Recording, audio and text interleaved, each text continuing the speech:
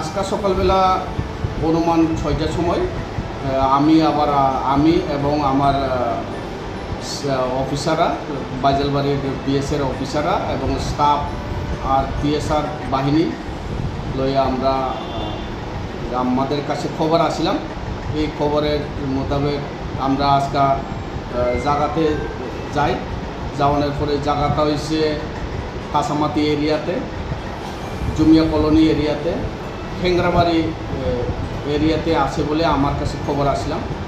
তো এটা খবরের মোতাবেক আমরা গিয়ে দেখলাম প্রচুর গাঁজা চারা এবং টেন্ডার যেটা গ্রোথ হইতেছে এই সবগুলা আইডেন্টিফাই করে টোটাল 6টা প্লটে কাটে। একটা প্লটে অনুমান কানি 1.5 কানি হইব। তো টোটাল 6টা প্লটের অনুমান 10,000 গাছ এবং চারা মিলে 10,000 মতো হইব। তো আমরা এটা আজকাল ডিস্ট্রাকশন করে আসছি। তো আমাদের মিশন আছে আমার বাজালবাড়ি থানার আন্ডারে যারা ইলিগাল গাঁজা কাল্টিভেশন করে তাদেরকে আমরা পুরা ক্লিয়ার করে দেওয়ানের। তো আমরা ওই মিশনটা শুরু করছি আর আগামী দিনেও শুরু থাকবো। যে জায়গা থেকে খবর পাই আমরা যাইয়া কেটে দিই। Thank you.